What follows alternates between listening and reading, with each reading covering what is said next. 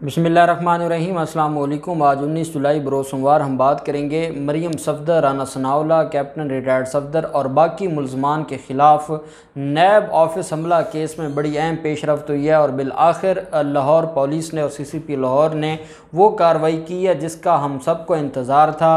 नैब office हमला case आप जानते हैं कि एक मुकदमा दर्ज हुआ था, FIR दर्ज हुई थी 780A के तहत, जिसके अंदर दहशतगर्दी की दफ़ात शामिल की गई थी और ये सारे मुल्ज़मान जावेद लतीफ़ भी और बाकी मुल्ज़मान भी इसमें बतौर मुल्ज़म उनको शामिल किया गया था। आज उसमें पेशरफ्त हुई है और जिसका इंतज़ार था, और ये उसमें साबिक़ CCPO लाहौर उमर शेख का भी बड़ा किरदार है और फिर जो मौजूदा CCPO ग़ुलाम महमूद डोगर उनका भी बड़ा किरदार है। मैं आपको इस केस का बैकग्राउंड बताता चलूं और फिर जो cancellation of bail Lahore high court में मूव की गई थी नैब की तरफ से, इस केस को लेते हुए, इस दहशतगर्दी के मुकदमे को लेते हुए उसकी जो तफसील है वो शेयर करूंगा और फिर हम बात करेंगे आज की इस डेवलपमेंट पर। आप जानते हैं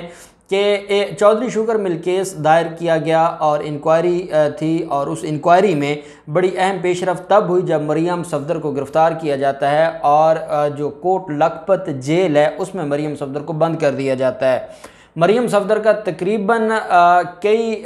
महीनों तक 2 माह से ज़ायद उनका जो फ़िज़िकल रिमांड है वो लिया जाता है। फ़िज़िकल रिमांड पर मरियम सफदर रहती हैं। मरियम सफदर अदालत आकर बयान दिया करती थी और कहा करती थी कि मेरे साथ बड़ी ज़्यादती हो रही है और मुझे तशद्दुद का निशाना बनाया जाता है, मेरी वीडियोस बनाई जाती हैं,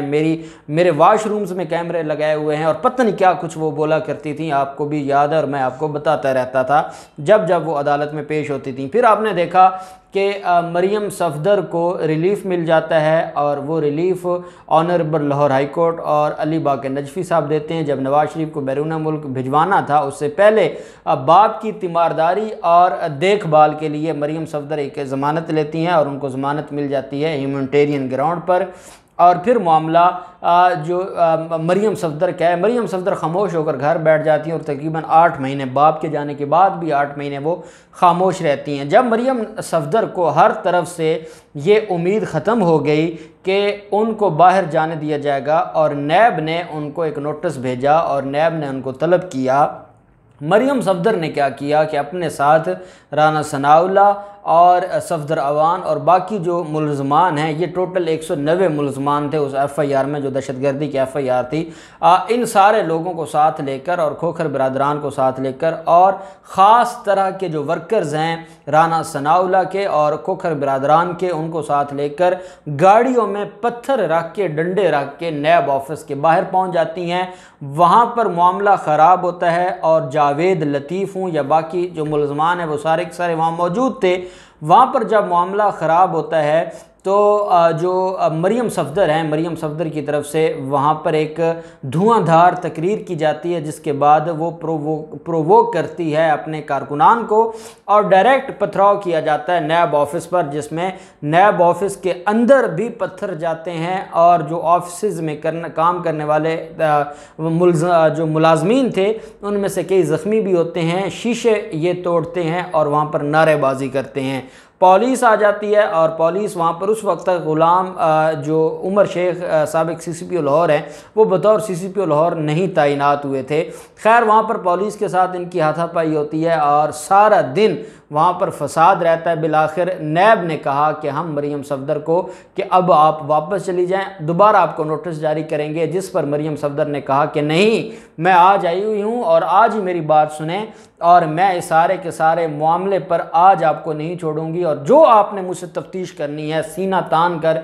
मरियम सफदर और सफदर अवान और राना सनाउल्लाह और इन सारे कारकुनान ने कहा कि हमसे जो तफ्तीश करनी है हम हाजिर हैं, आज ही तफ्तीश की जाए। नैब ने कहा कि जिस तरीके से आप हरासा कर रहे हैं, जिस तरीके से आप एक इदारे पर हमला कर रहे हैं, पहले सुप्रीम कोर्ट पर भी हमले में ये तो इनका तो ये काम था। खैर ये वापस आ गए और अगले दिन एक मुकदमा दर्ज हो जाता है और ये थाना चूंग है लाहौर का, उसमें ये मुकदमा दर्ज होता है। जब ये मुकदमा दर्ज कर लिया जाता है तो पहले 780A की दफ़ात शामिल नहीं की गई थी। जैसे ही उमर शेख CCPO लाहौर आते हैं वो इसमें 780A की दफ़ात शामिल करते हैं और 780A की दफ़ात शामिल होने के बाद मरियम सफदर ने तब से लेके आज तक उसमें ज़मानत नहीं करवाई हुई। राना सनाउल्लाह ने अबूरी ज़मानत करवा ली, कैप्टन सफदर अवान ने अबूरी ज़मानत करवाई, जावेद लतीफ़ ने इसमें अबूरी ज़मानत करवाई, और जो बाकी मुलज़मान थे उन्होंने अपनी जो ज़मानतें हैं, अबूरी ज़मानतें दहशतगर्दी की अदालत से वो करवा ली। और जो बाकी मुलज़मान हैं जिसमें सीनियर रहनुमा भी हैं मरीम सफदर के अलावा भी, जिन्होंने अपनी ज़मानतें भी नहीं करवाई थी। जब वो चले जाते हैं उमर शेख और उसके बाद ग़ुलाम महमूद डोगर आ जाता है, तो मैंने आपको बताया था कि उमर शेख जाते जाते इनकी जो तफ्तीश थी उस तफ्तीश में वो सारी चीज़ें बता कर गए थे। एक बड़ा दिलचस्प वाक़या तब हुआ जब मरीम सफदर और सफदर अवान की तरफ से एक दरख्वास्त दी गई थी सेशन अदालत में, और कहा गया था कि हमने थाना चूंग में एक दरख्वास्त दी है इमरान ख़ान, डीजी नैब लाहौर और शहजाद अकबर के ख़िलाफ़, और हमारा ये मौक़िफ़ है कि इनके ख़िलाफ़ मुकदमा दर्ज किया जाए और इनको गिरफ़्तार किया जाए, क्योंकि इन्होंने जानबूझकर सोचे समझे मंसूबे से मरीम सफदर की गाड़ी पर गोलियां बरसाई हैं और शीशे टूट गए मरीम सफदर की गाड़ी के। और ये सारा जो मामला मरीम सफदर ने जो ड्रामा रचाया, जब वो उनकी दरख्वास्तों पर कुछ ना हुआ, फिर एक नई दरख्वास्त दे दी कि हम जब जाते हैं थाना चूंग शामिल तफ्तीश होने के लिए नैब ऑफिस हमला केस में, हमें वहाँ पर हरासा किया जाता है। कुछ दिन ये ड्रामा चला, फिर उस ड्रामे को भी अदालत ने खारिज कर दिया और इनके ख़िलाफ़ 780A के तहत तफ्तीश शुरू हो जाती है। और उस तफ्तीश में दौरान तफ्तीश, क्योंकि मरीम सफदर पेश नहीं होती, नैब चला जाता है कैंसलेशन ऑफ बेल में। नैब कैंसलेशन ऑफ बेल में इसलिए जाता है कि मरीम सफदर को चौधरी शुगर मिल केस में अदालत ने ज़मानत दी थी, लेकिन मुलज़मा जो ज़मानत है उसका जो रिलीफ़ है उसको मिस यूज़ कर रही हैं, और वो अपने जितने भी उसमें उनके साथ शरीक मुलज़मान थे उनके साथ मिलकर उन्होंने नैब ऑफिस पर हमला किया है। वो अपना केस तफ्तीशी अफसरान पर सिर्फ उनको ब्लैकमेल करने के लिए, हरासा करने के लिए, अपना इन्फ्लुएंस करने के लिए वो ये सारा कुछ कर रही हैं। और उसमें अगर मरीम सफदर की ज़मानत खारिज ना की गई तो मरीम सफदर केस को मज़ीद ख़राब करेंगी। अब नैब से गलती ये हुई कि जब ये मामला हुआ था तब अगर नैब कैंसलेशन ऑफ बेल में चला जाता, कैंसलेशन ऑफ बेल की 3 ग्राउंड्स हैं। एक तो ये है कि वो जो कैंसलेशन ऑफ बेल है उसको वो मिसयूज़ कर रहे हैं। दूसरा ये है कि अगर वो उसको बेल मिली है और वो जो एविडेंस है प्रोसिक्यूशन को उसको डिस्ट्रॉय करना चाहते हैं, या वो जो प्रोसिक्यूशन के गवाहान या मुद्दई हैं उनको थ्रेट कर रहे हैं या उनको वो मैनेज करना चाहते हैं, तो तब कैंसलेशन ऑफ बेल ये बड़ा अहम ग्राउंड थी जो नैब के पास, और जिसकी बुनियाद पर यह कैंसलेशन ऑफ बेल मूव की गई थी। लेकिन उसमें मरीम सफदर की तरफ से जवाब जमा करवाया गया कि ये 14 महीने सोए रहे, और 14 महीने सोए रहने के बाद अब इनको ख्याल आया है और ये कैंसलेशन ऑफ बेल लेकर आए हैं। बिल आखिर 7 अप्रैल को last time cancellation of bail Lahore high court में समाअत हुई थी। जस्टिस सरफराज डोगर साहब की सरबराही में 2 रुकनी बेंच था, और नैब ये जांच गया था। नैब को ये बात समझ आ गई थी कि सरफराज डोगर साहब तुल गए हैं मरीम सफदर को इंसाफ देने के लिए। यही वजह है कि उन्होंने अदालत से टाइम मांग लिया था, और वो टाइम इसलिए मांगा गया था कि हमने जो जवाब आया है 6 सफ़ात पर मुश्तमिल मरीम सफदर की तरफ से, उसमें हम रीजॉइंडर जमा करवाना चाहते हैं। फिर उसके बाद आप जानते हैं जस्टिस आलिया नीलम साहिबा का बेंच बन गया, और उसकी वजह से नैब ने 7 अप्रैल के बाद कोविड की छुट्टियां आ गई और अदालतों में जो रेगुलर काम था वो नहीं हो रहा था, और फिर ये आगे जुलाई और अगस्त की जो गर्मियों की छुट्टियां हैं अदालतों में वो आ गई, और वो 7 अप्रैल से पेंडिंग है। और मेरी इन्फॉर्मेशन के मुताबिक नैब ने जानबूझकर उस केस को अभी फिक्स नहीं करवाया, क्योंकि नैब यह समझता है कि कोई बेंच जो उनको लगता है कि जो बेहतर बेंच होगा उसके सामने वो कैंसलेशन ऑफ बेल को लेकर जाएंगे। आज ग़ुलाम महमूद डोगर CCPO लाहौर की तरफ से जो अहम काम किया गया है वो ये है कि मरीम सफदर, राना सनाउल्लाह और कैप्टन रिटायर्ड सफदर, इनके ख़िलाफ़ और इनके 190 उसमें जावेद लतीफ़ भी और बाकी जो इसमें लीगी का रहनुमा और मुलज़मान हैं, 190 टोटल मुलज़मान हैं जिनके ख़िलाफ़ चलान आज प्रोसिक्यूशन ब्रांच में जमा करवा दिया गया है। तमाम मुलज़मान को तफ्तीश में गुनहगार लिखा गया है, और गुनहगार लिखने के बाद चालान, हमेशा पुलिस केस में सबसे अहम जो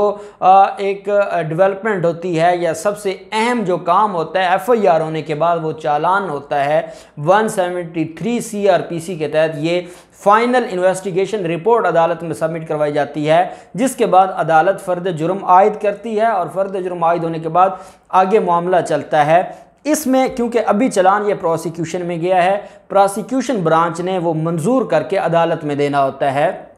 एक चीज़ जिस पर मैं अभी कंफ्यूज हूँ और मैं कोशिश कर रहा हूँ कि प्रोसिक्यूशन ब्रांच से मुझे इन्फॉर्मेशन मिल जाए, नहीं तो जिस दिन अदालत में अगले हफ्ते में ये चलान सबमिट हो जाएगा तो ये बात समझ आ जाएगी। क्योंकि मेरा नाक़िस इल्म ये कहता है कि मरियम सफदर को उस चलान में इश्तिहारी लिखा गया होगा। उसकी वजह यह है कि मरियम सफदर ना ही उन्होंने बेल करवाई है और ना ही वो शामिल तफ्तीश हुई हैं। जब पुलिस तफ्तीश में कोई पेश नहीं होता या बेल नहीं करवाता तो उसकी हद तक चलान इश्तिहारियों का चलान सबमिट करवाया जाता है, और बाकी जो मुल्ज़मान हैं जो पेश हुए, जिन्होंने ज़मानतें करवाई, जो शामिल तफ्तीश हुए, उनकी हद तक जो गुनहगार है फाइंडिंग्स लिखी जाती हैं कि वो इस केस में उनके खिलाफ वो गिल्टी प्रूव हैं, उनके खिलाफ गिल्टी जो है पुलिस की इन्वेस्टिगेशन में साबित हुई, आगे अदालत ने देखना होता है। अब क्या मरियम सफदर इस केस में इश्तिहारी हो गई हैं या बतौर, दो ही ऑप्शंस हैं, या चलान में दो चीज़ें हो सकती हैं कि उनको गुनहगार लिखकर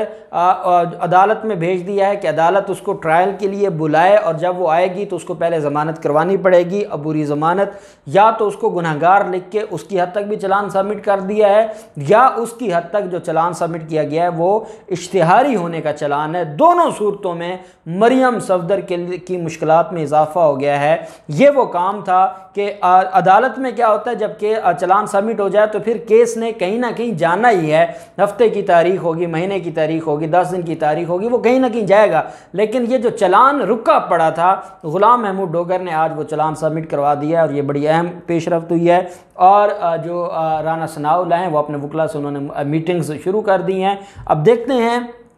अदालत में जब ये चलान सबमिट होता है और उसके बाद मरियम सफदर का स्टेटस क्या होगा, वो भी मैं आपके साथ शेयर करूंगा, और इस केस की मज़ीद जो तफसीलात होंगी वो भी इंशाल्लाह मैं आपके साथ शेयर करूंगा। अल्लाह पाक पाकिस्तान कामयाब नासिर हो। बहुत शुक्रिया। अल्लाह हाफ़िज़। पाकिस्तान जिंदाबाद।